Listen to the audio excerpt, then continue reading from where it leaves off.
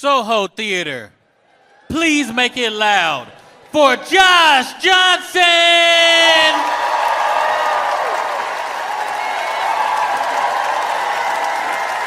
I don't know if I'm the only one who cares, but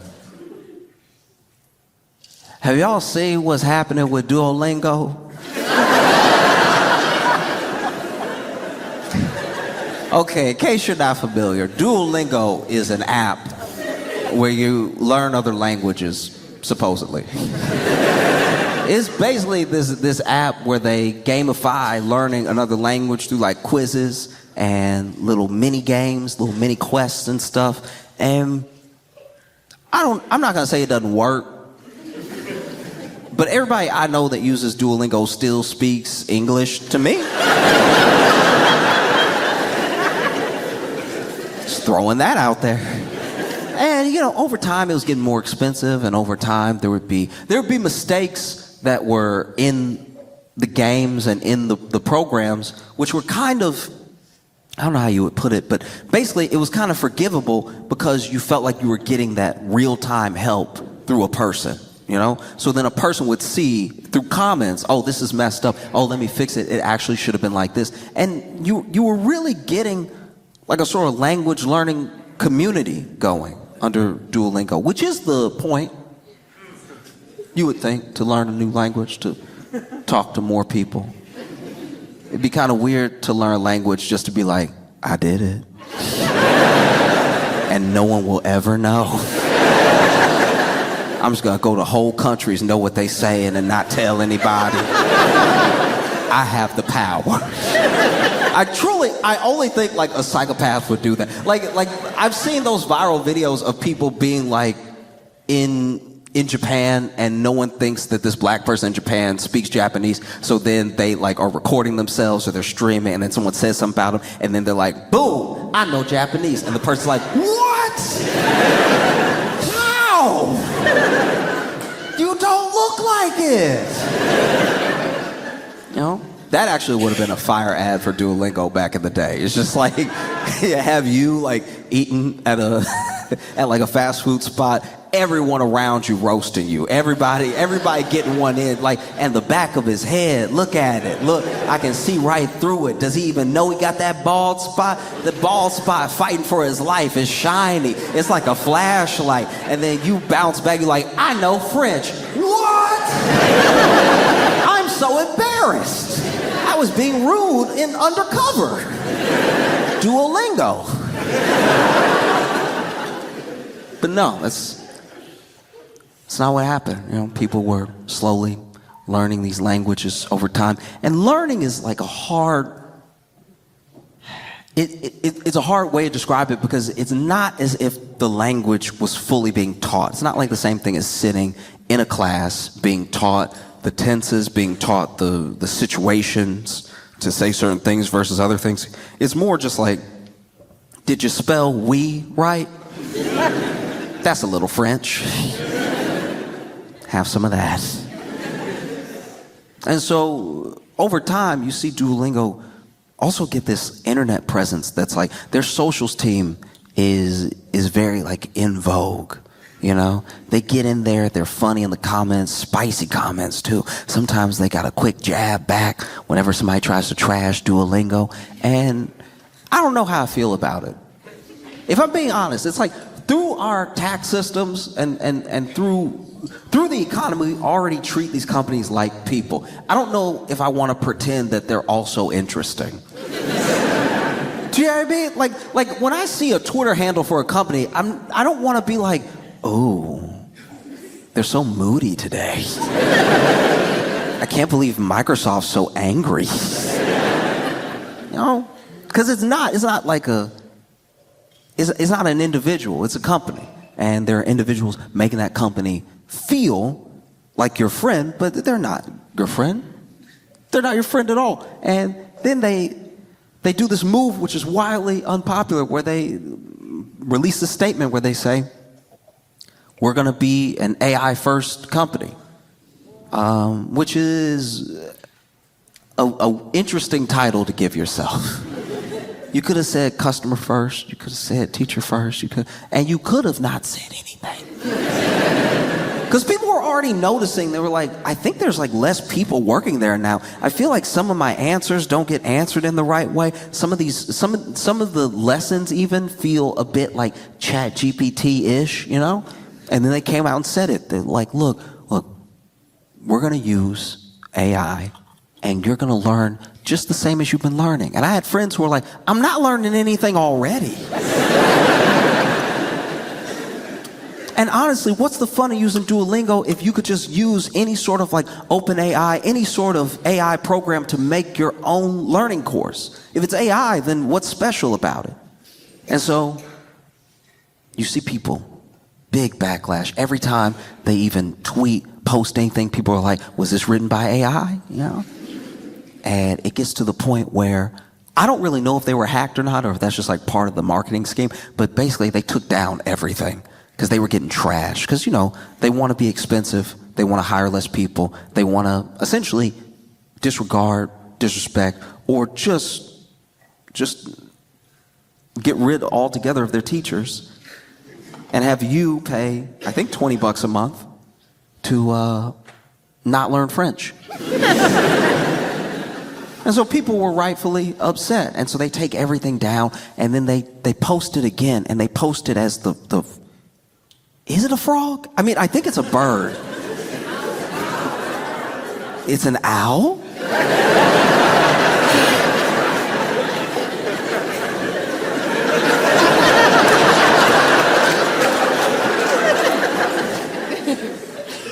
So they posted with a guy in a owl costume.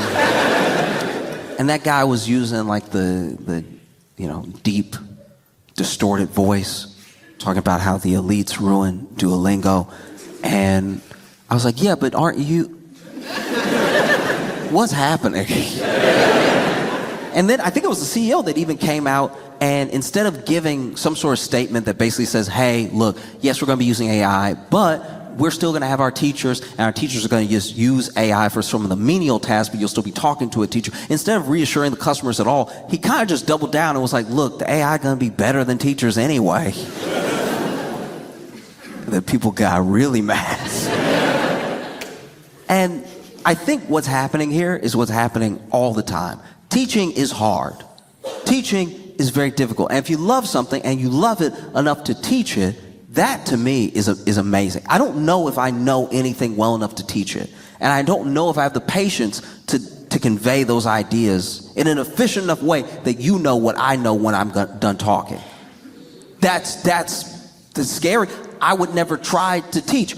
I don't know, even things that I'll admit right now, even things that I'm pretty sure about, I don't know enough about to teach. I believe in climate change, but if you asked me about climate change when I got done talking about climate change, you wouldn't believe in climate change.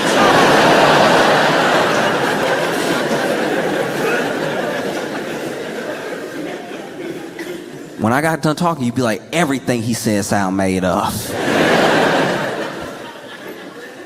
Because teaching is very, very difficult, and we forget. From every perspective, teaching is difficult. It's difficult in and of itself, alone, to be in your head, have the idea, convey the idea in a way that gets through someone else's head. You gotta get past all the video games and all the crushes and all the, just to be like, math! That's already hard enough. Never mind the fact that like kids are difficult. I'm not just talking about like junior high or all of them.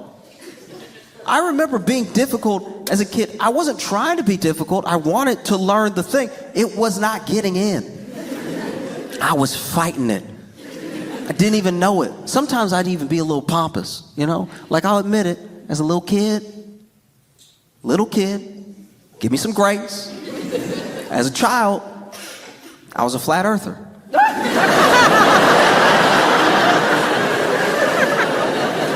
When I was little, I was a flat earther because, you know, my teacher tried to teach me about the globe and all the countries around the globe and stuff like that, and how the earth was round. I was like, Just gonna throw this out there for you. feels pretty flat to me. I know I haven't been all over the world, but never been, sideways. So I think it's pretty flat. Sorry to embarrass you while you're talking to the whole class, but... And then my teacher very graciously was like, oh, yeah, this is sadly a common misconception. It's not actually flat. The earth is round. I'm like, oh, huh.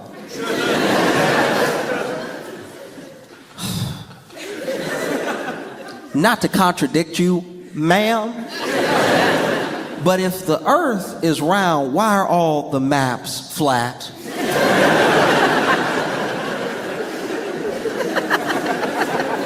Truly, as an 8-year-old, I thought I had a mic drop moment. I was like, I rest my case. That's up there with you. You the one projected that thing. So, maybe I should have the chalk. I'm just saying.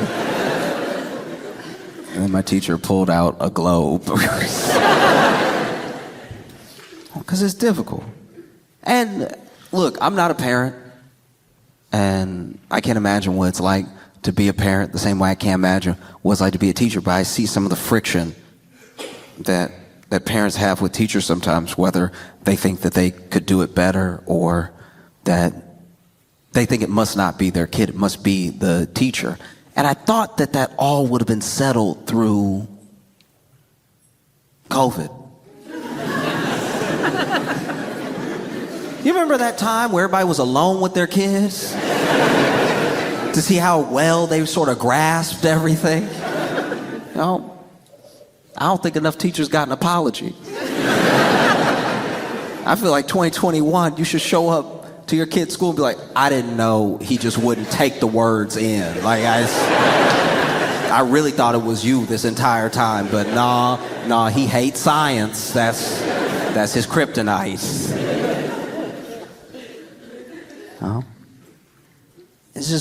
It's also hard because I think the way that we look at teaching is as the obstacle as opposed to as the help, right? Like even now, if someone tries to teach you something, there's some reluctance there sometimes. What it used to be, you're a kid and these adults, they don't know what they're talking about and try to teach me something. And then you become an adult and you're like, why do you think you can teach me something? We're the same age. And then you get older, and then someone younger than you has something to say, and you're like, why do you think you can teach me something? You don't even know about the world, right? So I think that a lot of people, myself included, sometimes have a reluctance to learning in general, especially because there's a sort of like hubris around getting an idea.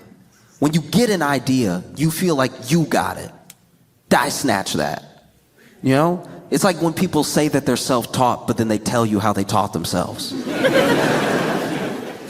No, I went to my friend's house. He built a whole deck. And I was like, that's incredible. I didn't know you did construction. He's like, I don't. I was like, how'd you build a deck? He's like, self-taught. And I was like, how did you teach yourself to build a deck? And he's like, I just watched this guy on YouTube for like 75 hours or whatever. I had to watch some of the videos over and over again because I was scared I was going to mess up my cuts and everything. But then I got it, yeah.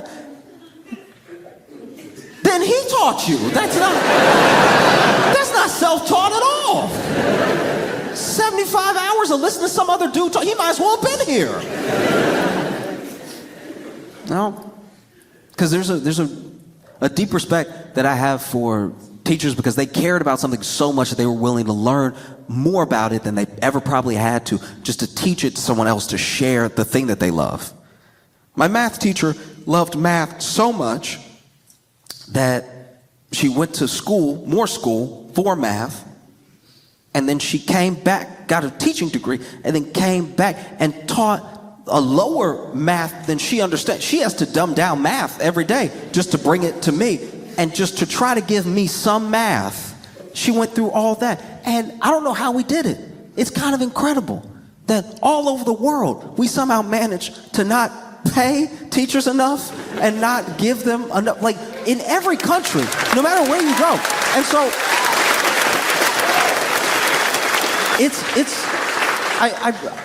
I bring it up because I think that I'm not a teacher, but I think the thing that teachers fall in love with is like that light bulb.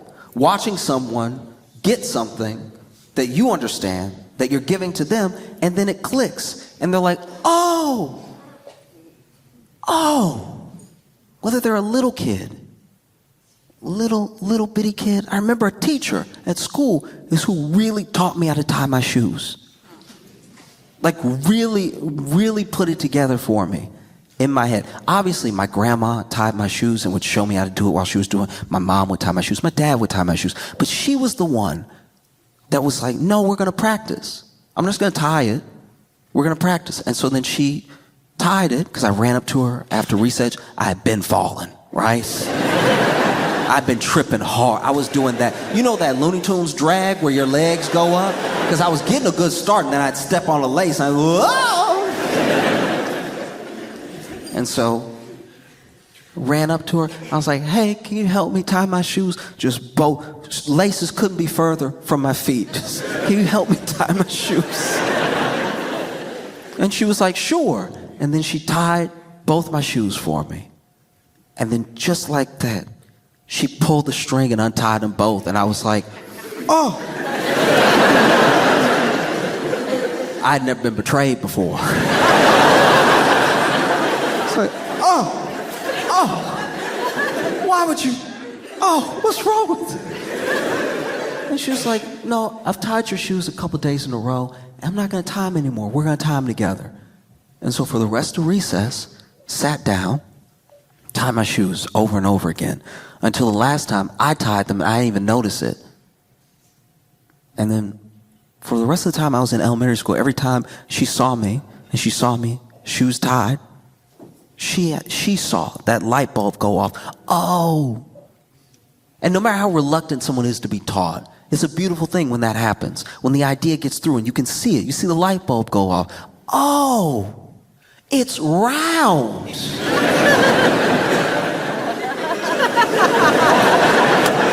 Who would have thought? You know? And so, I don't know what it's like. I see this move in Duolingo towards AI, and that move towards AI is not to give you, the consumer, a better product.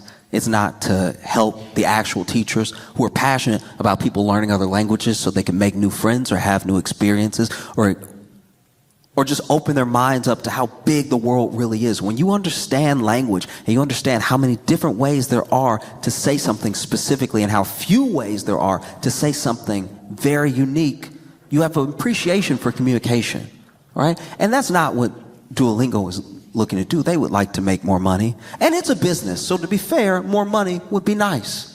That's what you're supposed to do at business. No one shows up to business like, did you make any friends? But that is why they're making that move towards AI. And I see that thing happening in places that do make me worry. Like, I don't know much about the UK school system or anything. I don't know if it's good or bad or how y'all feel about it. I just know the stories that I've been seeing where there are some schools that are looking to introduce and implement AI teachers, like AI taking over the classroom. And I don't know, that really worries me because I think that you need a teacher, you need a person to watch you get it. That's part of the human experience. To watch you get it is great. Being in a classroom that's led by AI has to be like being in a driverless car. And you get in, and they tell you it's safe. They tell you it'll get you where you're going, but you get in, and, you know, maybe they programmed it to make sure it makes the light, but not to speed, you know. But you're in the back seat for some reason. I mean, I guess there's no wheel, so might as well. And you're just looking out the windshield the whole time like, okay, they say this is how you get there, but I've never gone this way before. And now you're just sitting there like, oh, I think you missed the left. Oh. Really nobody to talk to in here, so I'm sort of talking to myself. Oh, that's a bus, that's a bus, that's a bus, that's a bus, that's a bus. Because one thing about being here that that I cannot stress enough, the way y'all's buses move.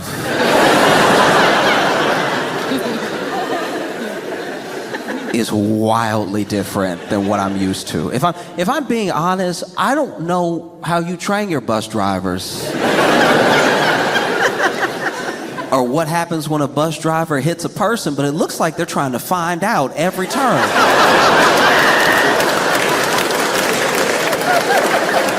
I was crossing the street to come here, and the bus driver cut the wheel so hard in front of me and looked at me the entire time.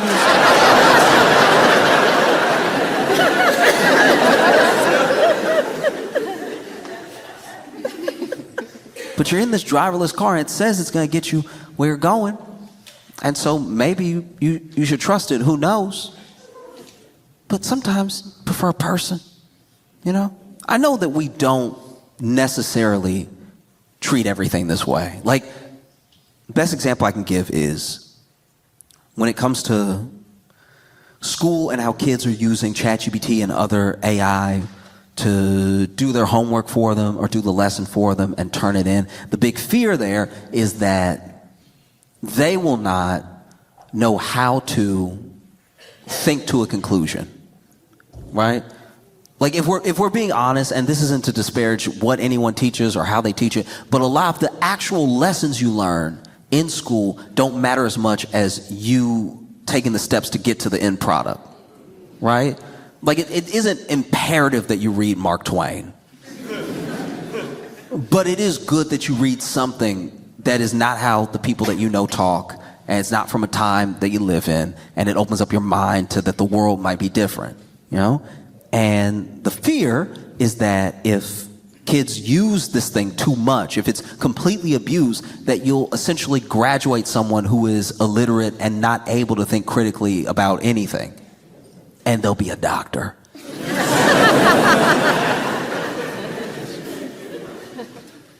And I get that. I get that fear.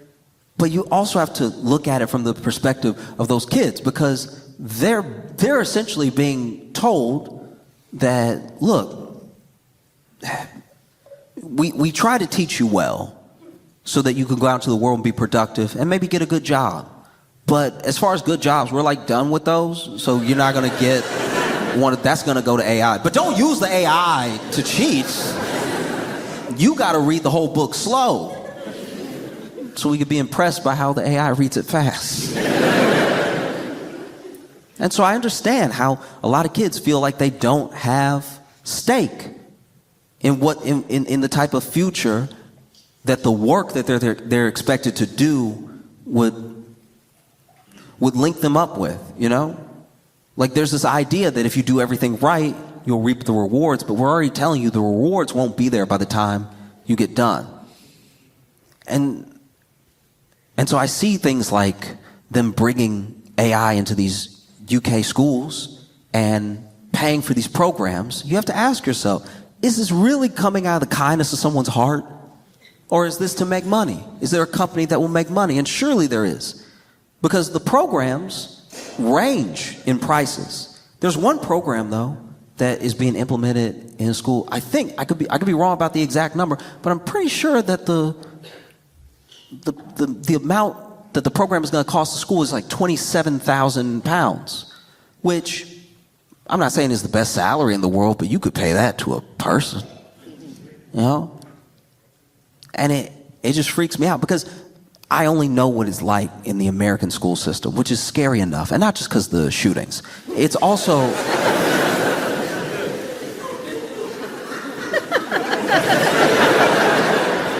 it's not because the I'm saying the American school system is already difficult enough because you have underpaid and overworked teachers that have to take extra jobs and just fight for their lives and then still spend their own money to get supplies for kids to do the work that they're expected to do, right? Just to like stay even slightly above water. So how can you not expect this kid who's already been given less resources than kids in other districts and kids who, you know, by some accident happen to go to a great school or happen to be in a place with money, how can you not expect them to use ChatGPT to get them to close the gap? And how can you not expect these teachers to be like, I already drive Uber, deliver pizza, and teach geography. I don't know if I can try to find the AI. You know? Because you can get really far without knowing. Actually, that's one thing I think about all the time. I don't know if your schools are good or not, but I also don't know if it matters, at least to Americans, because if you come over to the US with your accent, we'll believe you.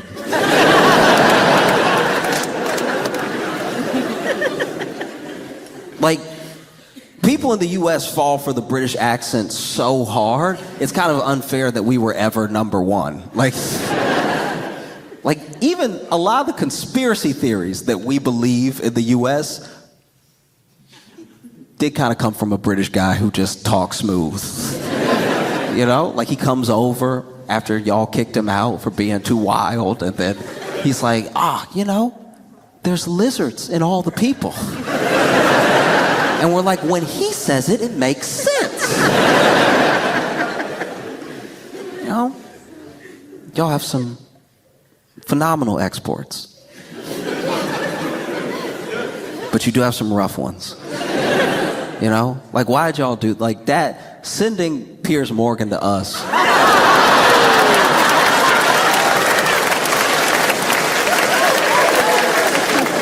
It almost constitutes an act of war. Like I don't know who else you could have sent that Boris Johnson wouldn't have been as destructive as Piers Morgan on our TV all the time. That was, what did we ever do to you? I'd like to think that the UK holds like centuries-long grudges. And I'm like, okay, all right, y'all think you cute. You think you cute, you gonna leave me. Just wait. Wait like 200 years. I'm gonna send the most annoying man that's ever lived to be on 3 of your news stations every day. No? Because it's difficult. I mean, you can get really far without knowing much. That's scary. And that's even before AI. Ask Piers Morgan. You can get so far without knowing anything. In fact, there was a teacher in the US. This blew my mind. This teacher, and look, I'd have to look it up again, but I was throwing it out there. British man. It just sort of backs up my point. This dude taught in the US for 8 years and he couldn't read. He couldn't read.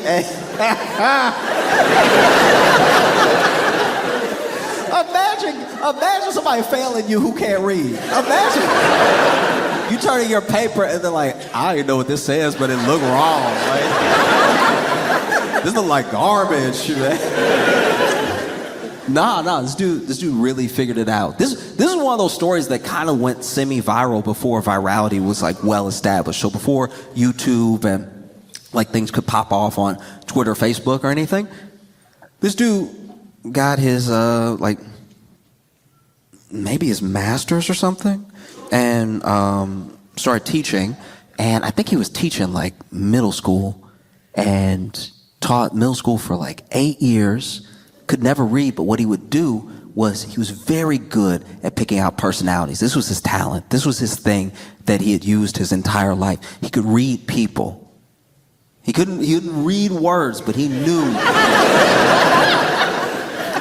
He knew people so perfectly, he could laser into them, and he knew so much about you just by looking at you. And one of the things he would do every year, every semester, he would lock in on like 2 or 3 of the smartest kids in class. Just naturally smart, just genuinely gifted. And he would have them, you know, read a paragraph or 2 to the class starting the lesson.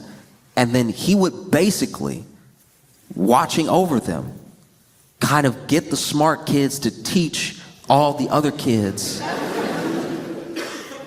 And it was astounding. That's wild. I'm sure that's what they think the AI will do. I'm sure that's what this dude would lock in, and he'd just see, okay. He'd be like, today, can you read page 11? Can you read page 12? Can you read page 13? And we'll all just take notes in our books as we go. right? As the kids would be taking notes, as the other kids were reading and everything. And one of the things that he said in his defense, he's like, show me where the kids that I taught aren't proficient in what I was teaching. You know, my methods work. And it's fitting that he was teaching middle school too, because middle schoolers are some bullies. A middle schooler is the only one with the real audacity to be like, I don't think he can read.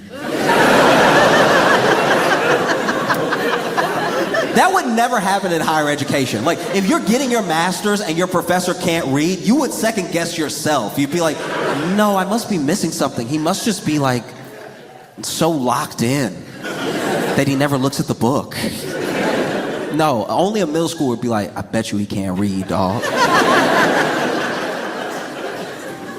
Because a middle schooler will blackmail you too. A middle schooler would be like, hey, look, it's A's for me and my boys the rest of the year. Or we telling everybody you can't read. That's A, as in the first letter.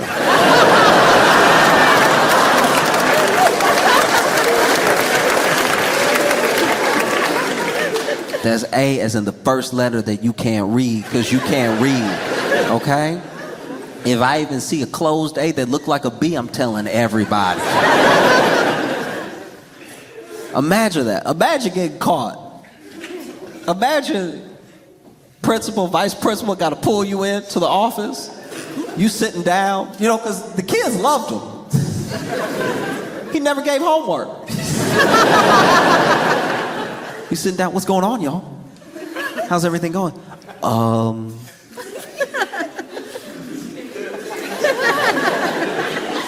We need to talk to you about something that's a bit troubling. We are hearing, it's honestly hard to even say this out loud. I feel so embarrassed even bringing it up, but there have been some accusations by some students and maybe a few parents as well that you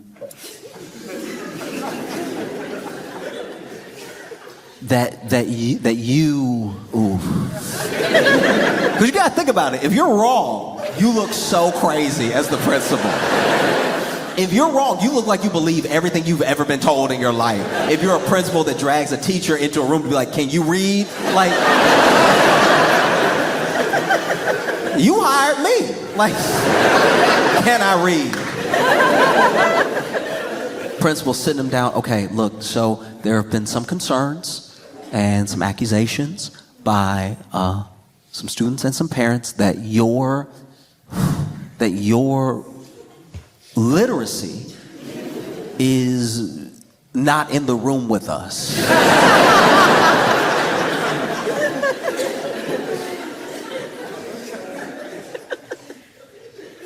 You know, and I don't know if they would have the teacher in there by himself or they'd have the kid that accused him of not being able to read because he didn't get the A he wanted. Maybe he's sitting there. Teacher, this is preposterous. You know, words you say when you don't know how to spell it. This is preposterous. Me not be able to read. What how dare you? How absolutely dare you? Kid sitting there. Make him read something.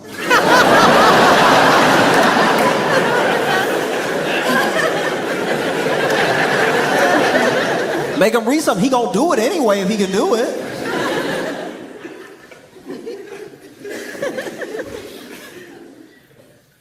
They try to get him to sign his resignation letters. They're like, can you read it? I'm not even gonna dignify that with a response. Kid sitting there, that means no.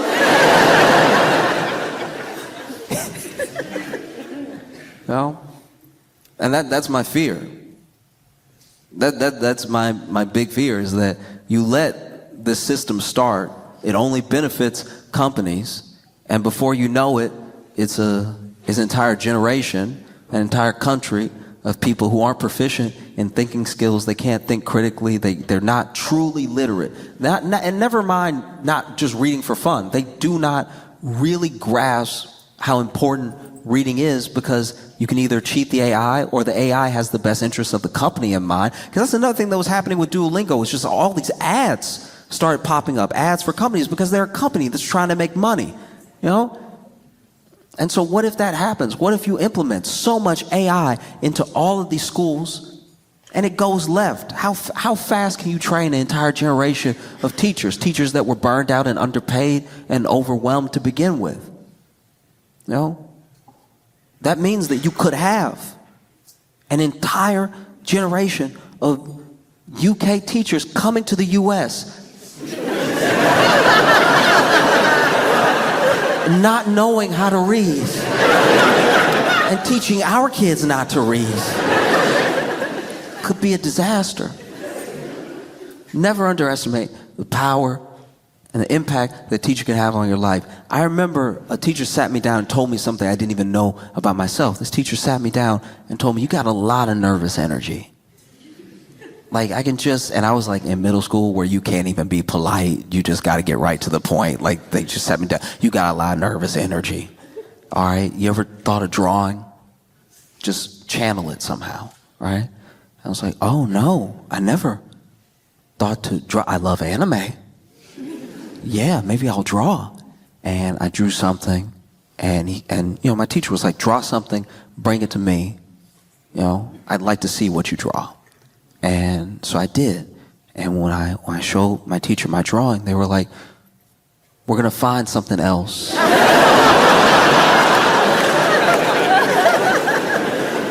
For you to do with your energy. All right.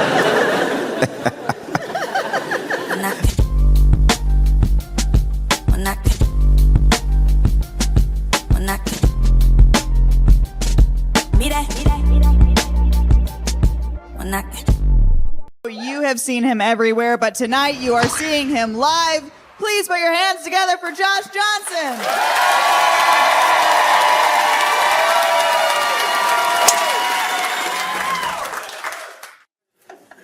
Sometimes I find myself falling down whole rabbit holes online of things, stories and stuff.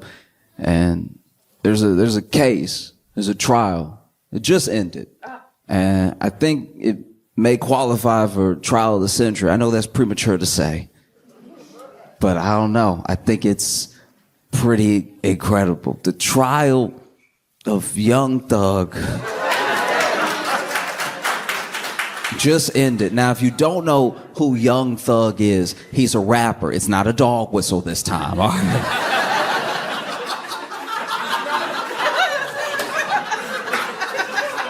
Young Thug is a rapper that was on trial in Fulton County in Georgia, right? Basically, the state's case, what they were alleging was that he took all of the money that he made from music and he funneled it through and to a gang called YSL, a gang that he was supposedly the leader of, right? And that's the state's case. And the judge in the case looked exhausted. I've never seen a judge act like this before. Every time the court camera cut to her, her head was in her hands. I'm not going to act like I know the law, okay? My understanding of the law sort of begins and ends with Law and Order SVU, all right? So I know you can sustain and you can object. I've never heard a judge be like, you can't do that. She said it a lot. And now the prosecution in the case, the prosecutor had given out a lot of plea deals. Ton of plea deals. More plea deals than I thought you could give out. I didn't have a number in my head, but this felt like an egregious amount of plea deals. It just felt like she was going to the hood like, you get a plea deal, you get a plea deal, you get a plea deal, you get a plea. She was basically giving a plea deal to everybody in Georgia but Young Thug, right?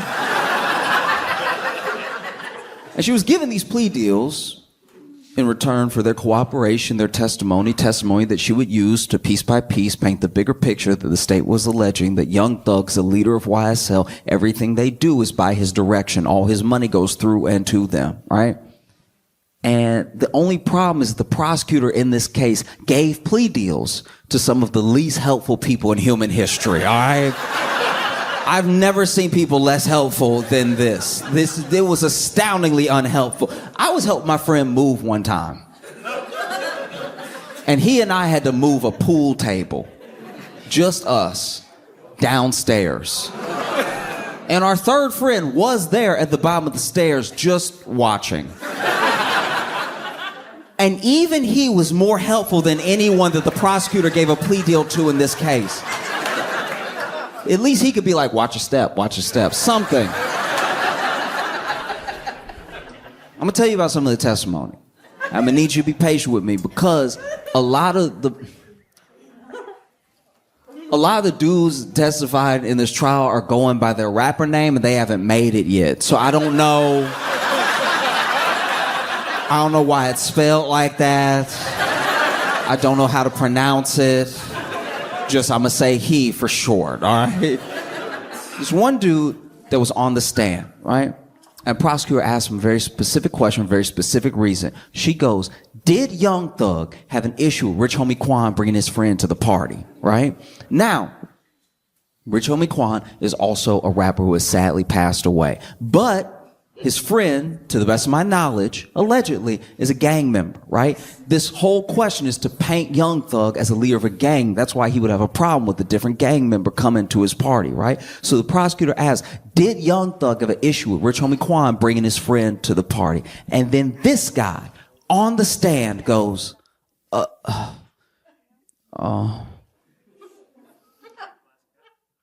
Thug, did you have an issue with Rich Homie Quan?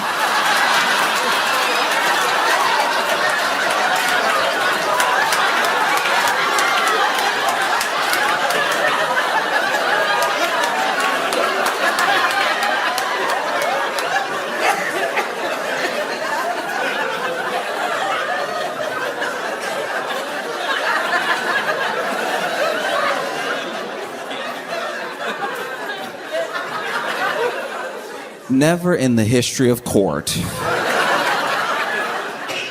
have I seen someone ask a question by the prosecution and then go, I'll just go to the source. And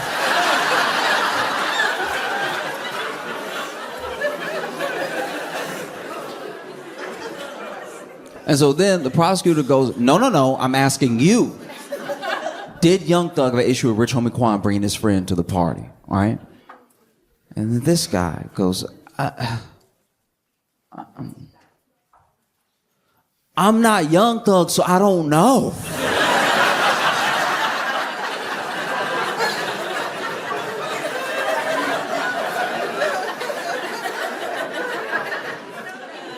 Moments later,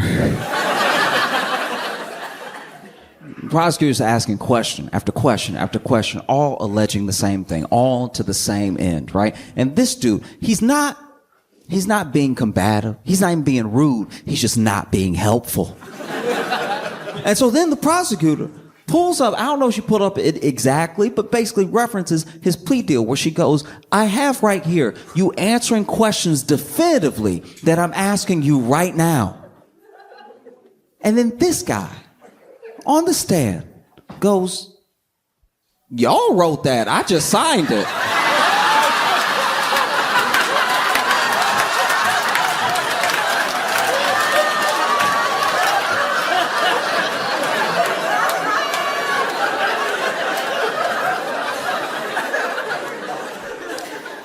Never in the history of court, at least that I know of,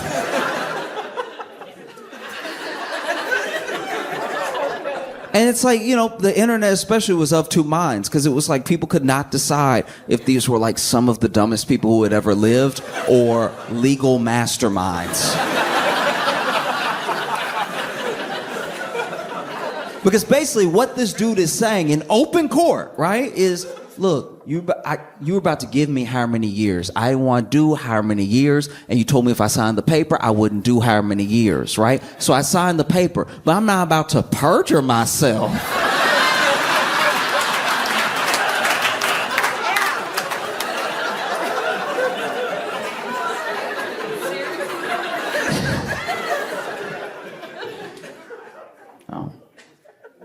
dude was supposed to be on the stand for 3 hours. 3 days later.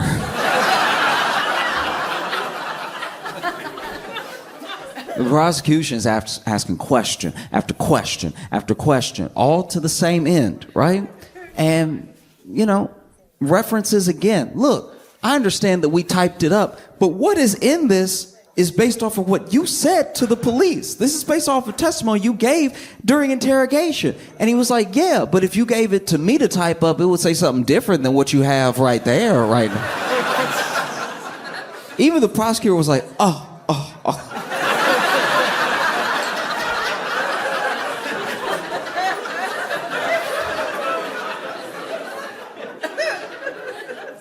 Question after question after question after question. And finally, this dude, he doesn't snap exactly. He doesn't lose it, right?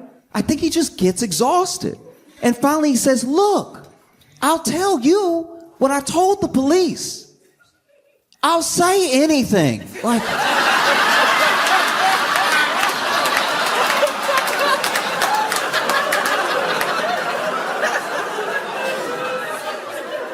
This is a witness for the prosecution.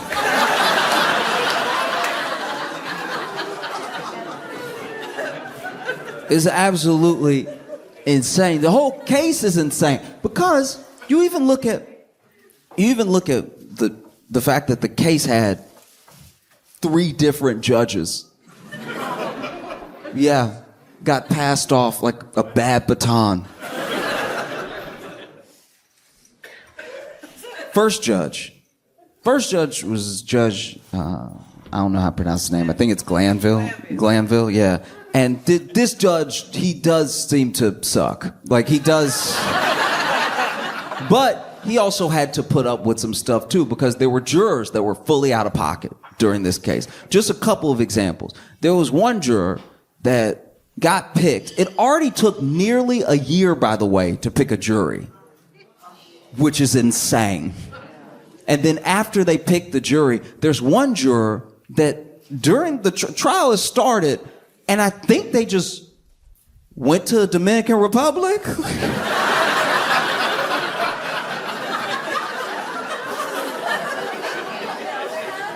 Deputies got sent to their house, were knocking on the door and everything, and then they got back, and they had to appear in court, and the judge was like, you have jury duty. You have to be here to be on the jury.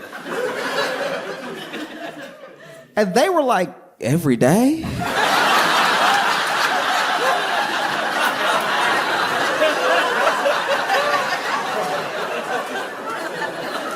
That sounds wildly inconvenient.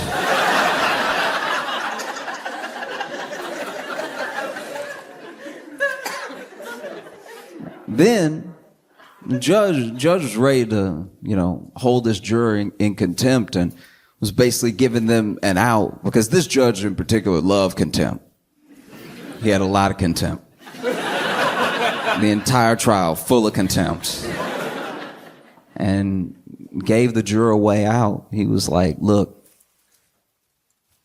I could send you to jail, I could fine you, but what I'm gonna have you do instead is write me a 30-page paper on the importance of being a juror. This dude sentenced her to APA style.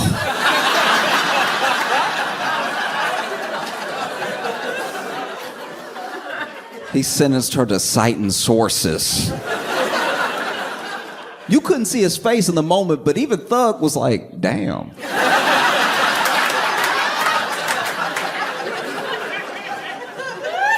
That's cruel and unusual. I've never heard of that before.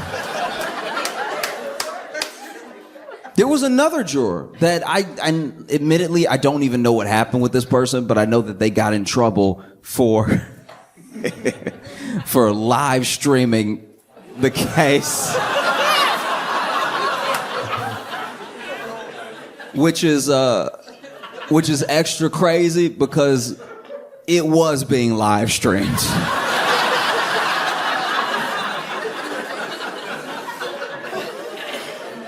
Like, if you had been watching at home, you would just see them sitting with the jury like...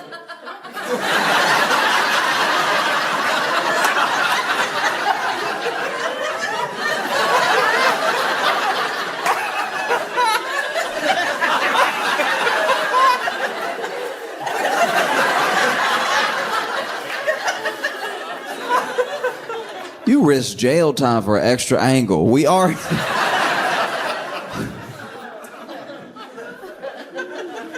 You know, Judge Glanville, oof. There was a lot of plea deals being given out the entire case, like I said before, and some of the things that were happening was this is me guessing, but there were people that were not being super forthcoming, that they probably didn't necessarily have to be, but they were in some sort of trouble, and so the plea deal was just given just as an extra. It's okay, you can talk. We just need to get this guy, right? And even with that, there were still people that didn't quite want to testify. And then there were people that were being so difficult, state's witnesses who were being so difficult that the state just could not get anywhere, you know? And there was one person, star witness. Basically, the prosecution needed a through line. They needed something that would connect everything. And so they laid a lot of it on one person in particular. Okay? And they needed his testimony so bad that they pretty much gave him immunity on the stand. I didn't even know you could do that. It sounds made up. It sounds fake. I feel like he thought it was fake too, because he was like, immunity on, so if I say something on the stand, answering one of your questions, and it implicates Thug, but it also implicates me, I'm okay? Yeah, you're okay, you have immunity. Immunity on the stand, you're gonna be good. You sure? Yeah, you're gonna be good. Okay, I'm not even joking. He goes, okay.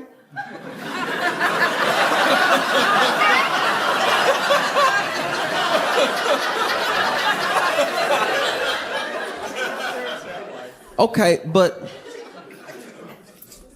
what if it's federal?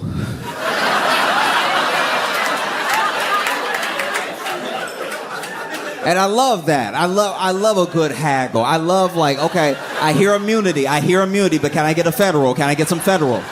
Federal, please. Can I get a little federal?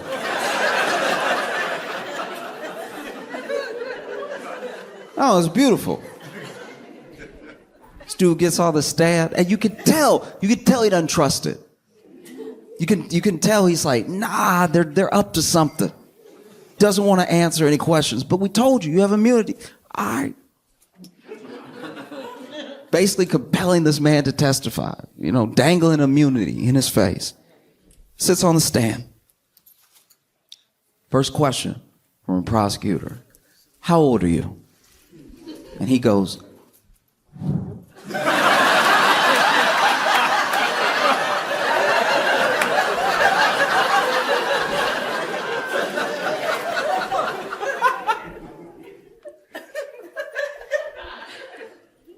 grown.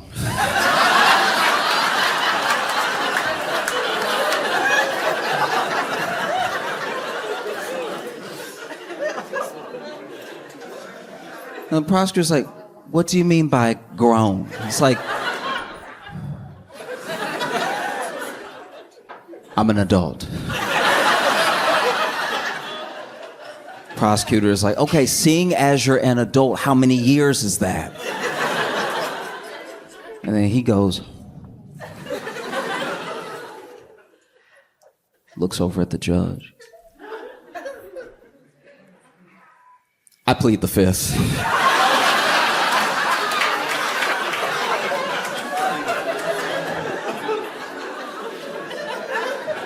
Truly incredible work. Truly phenomenal, They would be asking him lots of questions, question after question. And it was getting frustrating for the prosecution. It was getting frustrating for the judge because, look, maybe I'm doing my best to be as fair as possible. But when you watch a case like this, it does just seem like if you're a defendant, you're up against two parties. You're up against the prosecution and you're up against the judge, because everything in this case kept giving the prosecution chances, even when they would mess up. Because once again, they're not being given a lot with testimony, but there are things that they have in hard evidence. They're just not bringing them all together to make it cohesive, right? And then this star witness's testimony is not helping. So then, can't stress this enough, you cannot do this. Judge Glanville supposedly has a secret meeting with the witness and the prosecution, but not Young Thug's lawyers, right? It's something in Latin that I don't know how to pronounce, but you're not supposed to do it. I mean, and basically, in this meeting, this witness is then threatened with the dangled immunity and everything. Oh, we'll charge you for this. We'll hold you in contempt for 2 years. We'll put you in jail. All this stuff, unless you start testifying, unless you start answering questions to the best of your ability. I don't want to hear any more of this pleading of the fifth, all that stuff, right? And so then they go back to court, and he's answering questions so well that the defense gets suspicious. Defense is like, what happened between now and lunch? All of a sudden, he remembers everything. He remembered what color everybody was wearing.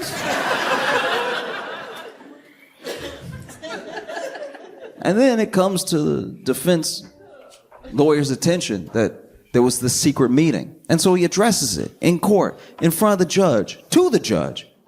He goes, Your Honor, I've heard some distressing news that there was a secret meeting with you, the prosecution, and the witness. My client and I were not privy to. I don't know what was discussed. You know, this person's acting different now. Like, what is this? And the judge, instead of denying it, instead of being like, that's a horrible accusation, that's not true at all, the judge goes, who told you that?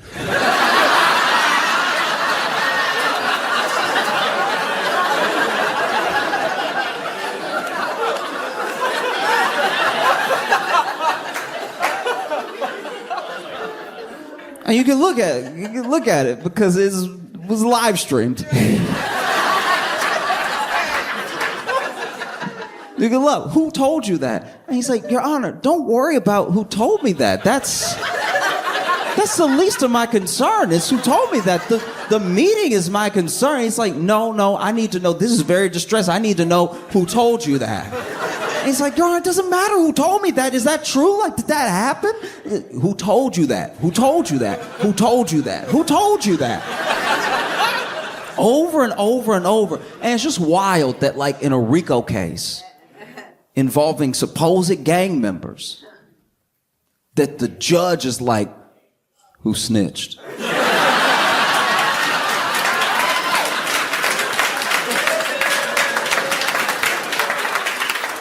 No, for real, who snitched? Huh? Like, hey, I need you to come up out them names. Who snitched? Ain't nobody play with. Look, I will bust everybody in here right now. Who snitched? And Doug's lawyer is like, no, look, I'm not going to tell you, all right? I'm not going to tell you how I came upon this knowledge. I'm just asking you if this happened. I'm asking you maybe even for a mistrial. Like, how could this happen? He goes, who told you? Who told you? I'm going to give you 5 minutes to tell me who told you. And Doug's lawyer is like, I don't need 5 minutes. I'm not going to tell you.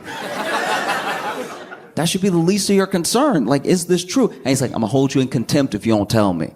I will put you in jail if you don't tell me. You will go to jail if you do not tell me. It's like, look, I'm not going to tell you. You can put me in jail, but the problem is the meeting. The problem isn't who told me, right? And so then the judge does it. He holds Thug's lawyer in contempt, which is pretty terrifying. You know? This judge is basically going over and over again. Who snitched? Who snitched? I can't stand a snitch. And you know...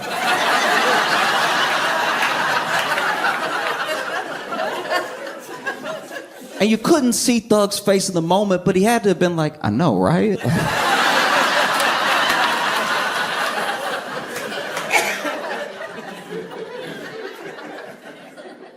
And so then Glanville does it. He holds Thug's lawyer in contempt.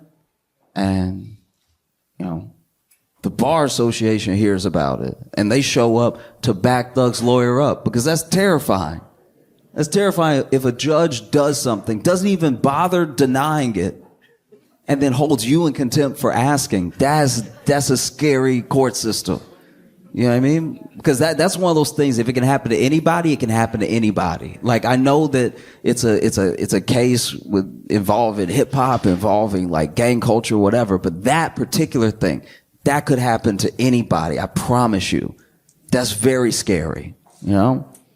And so the bar association shows up to back this dude up, and it looks like his case is going to be heard, and probably the contempt is going to be thrown out. But basically, they tell Glanville, it's like, there's no way you're impartial. If you're trying this hard, there's no way you're willing to just let the facts play out.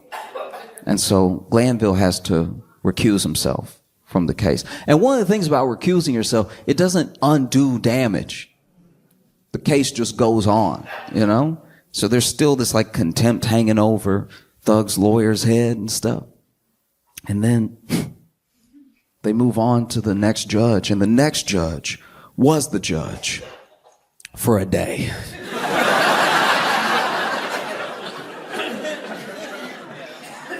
I'm not a judge, and I don't know how judges get cases and stuff. Apparently this case was just given to her randomly and everything, and then she got the case and she was immediately like, hey, y'all, I can't.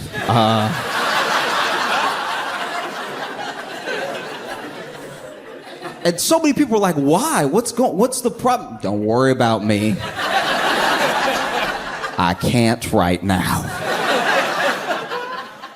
And so then the case goes to the third judge. You know, the judge just, that judge. The case goes to her, and she does her best. But it's very difficult. It's very difficult because there are things happening in the case that should just never happen. They actually had an officer come in who was, I guess you could almost call him a specialist in RICO cases through his police work, right? And even he made a mistake on the stand that had the defense asking for a mistrial, because basically the state handled the case so poorly, so messy, just so confusing, right? That the defense would be asking for a mistrial consistently. They were asking for a mistrial the way that you act when you got 2 cards left in Uno.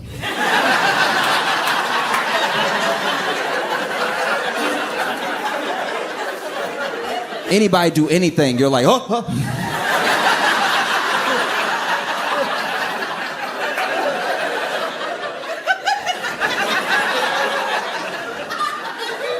Defense would call for a mistrial nonstop. That's a mistrial right there, Your Honor. He just sneezed. That's a mistrial. He gonna get everybody sick. Because this witness on the stand, you know, his testimony, I'm pretty sure, had to be thrown out, because even though he's an expert in RICO and everything, it was 2 things were revealed that were pretty distressing. One, it's a RICO case, so they're trying to get everybody on everybody's crimes, but they never bothered to really look at the financial records of Thug. Which is pretty insane if you're telling me that all the money he makes, he runs through and to a gang. And you didn't bother to check a Chase statement or anything? That's wild. And then, while this officer is giving testimony, he makes a mistake that obviously wouldn't be called out by the prosecution, but does not get called immediately. And then the defense hears it, and then they're like, this is crazy. We can't allow it. Basically, he references past convictions as part of a testimony to what this person would have done in this case. And you can't do that. You got to judge it by the merits of the evidence you have in front of you about what happened right now, right? And at one point, the judge loses it. She storms out. The judge goes, I can't take it anymore.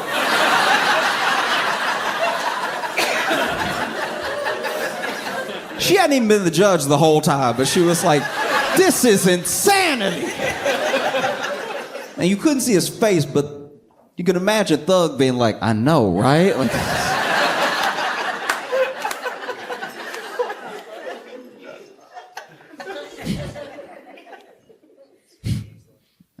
and so she almost grants a mistrial. You know, there's a mistrial with prejudice and mistrial without prejudice. Mistrial with prejudice is basically don't even bring it up again. mistrial without prejudice, it's like, okay, you didn't make the best case, or something happened, or a bunch of jurors went to the Dominican Republic. So like, we can try it again later. And so, the judge at one point has had it with the prosecution and is giving like a full-on. You just so rarely hear people talk to like this on a live stream that aren't on a Zoom call at home. Like this, she was just like, she was looking at the prosecution and she was at her wit's end, and she was like, I don't know what to say to you. Like, I don't know, with the years of experience that you have, I don't know if you were willfully trying this case as badly as possible, or if you were just so unorganized that you can't seem to string a coherent thought together on how two things are related. And we've heard testimony. There are people that don't show up. We're leaving at 4:25. Like, what is happening? And the whole time, prosecution is like, oh. You ever just take your talking to because you're like, yeah, it's pretty bad. Yeah, and you're like the prosecutor had the same nod that dudes have on the street when they getting yelled at on Valentine's Day. It's just like, just go ahead and nod. Accept that you've messed up. It was so bad. And it'd be thing after thing after thing, whether it was jurors, whether it was judges, whether it was just wild testimony. There were people so uncooperative, right? Like, there was one point where they showed this guy a picture, right?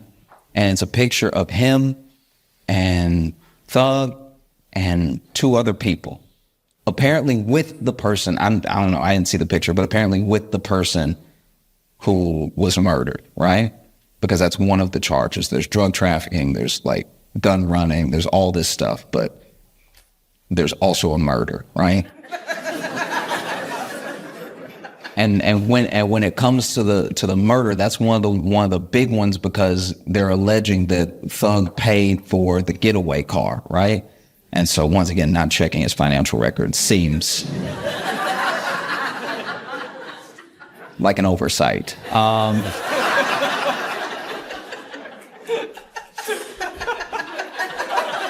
I'm not a lawyer. I'm just saying. And they show a picture, right, with all these people to someone on the stand. And they're like, do you recognize anyone in this picture? And he's like,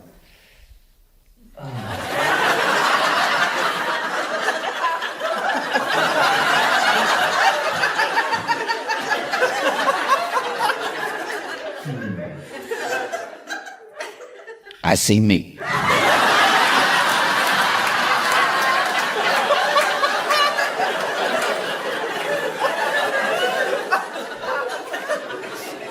Okay, fair enough. Even when it came to start with this, there was one time where they simply asked this dude, when did you meet Young Thug? And he was like, before I went to jail.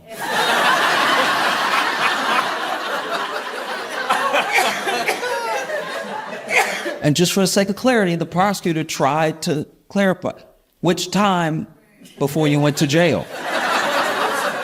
And he just goes, you're right.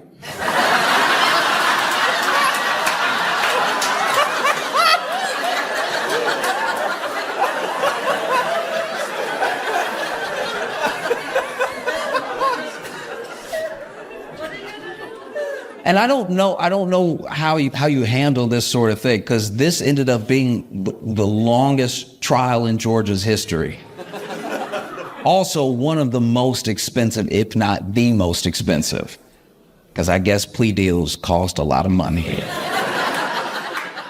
And it gets so bad that every day defense is like, hey, mistrial's still an option. You want to hit it with no mistrial?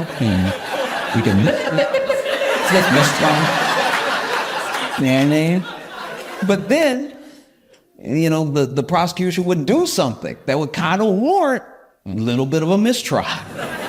Like, there was even one point where they had someone on the stand read a caption from an Instagram post. And this caption had been poured over because basically through the hashtags, what a lot was being alleged, because, you know, whenever there's letters, whenever there's numbers, it could have no meaning, or it could have double meaning, or it could mean exactly what the prosecution wants it to mean. It could mean what the defense wants it to mean. And so they were arguing about this one picture over and over again before they would let the person just read it out loud to the jury, right?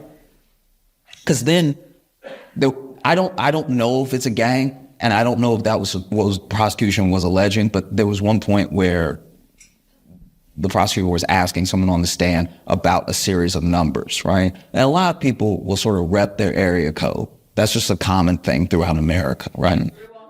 Exactly.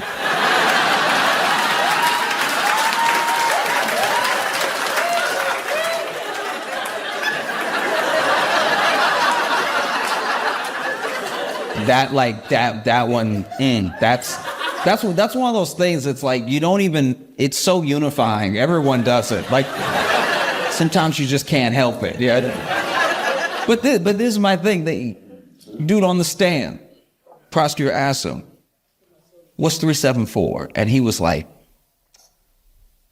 "Numbers."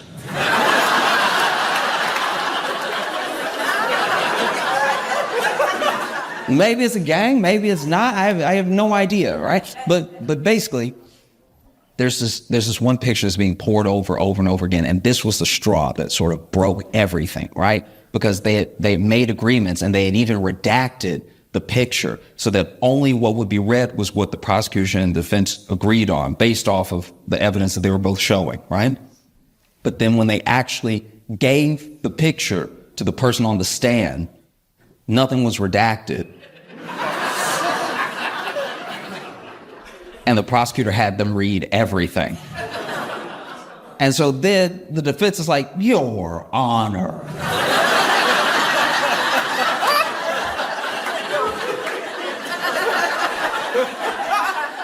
I've never heard a lawyer have to like go "Your Honor," kind of like, "Mom," like.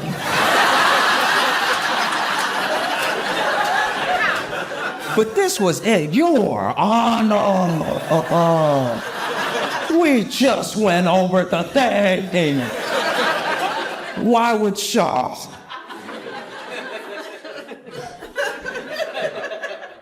And sure enough, judge agreed. Judge was like, "Look, I gotta do something else with my life too. Like, it's just, it can't just be this." And the judge said an interesting thing, and like I said, I know a little bit about the law, most of it, what not to do from this case. But the judge says something where she's like, I'm basically trying to salvage something here, because I don't want an entire jury's 11 months to be wasted. I don't want, which to me is a little weird. Their time's already been wasted. Like, this is about seeing if someone did or didn't do something, you know? And so that statement was said, but then, you know, judge turns to the defense and goes, "I'm not gonna grant you a mistrial with prejudice, but would you like a mistrial without prejudice?" And defense was like, "Yup."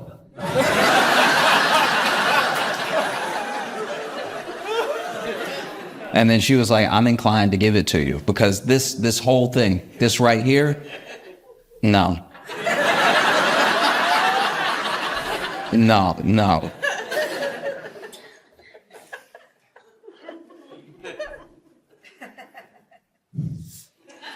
And so then, you know, they get to plea dealing a bunch of people day after day after day. And then they actually go to Thug, and they're like, "Look, you're facing like 25, 40 years for all the things that we are alleging, right? But we'll give you probation, right? We'll give you probation if you just admit that you are the leader of YSL, a gang where you take all the money and you funnel it through into the gang, and everything they do is at your direction. Like, if you'll just say that, probation, you'll be good to go," right?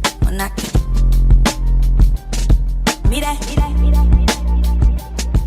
I have another friend that at her job, they found a heroin needle in the break room, right?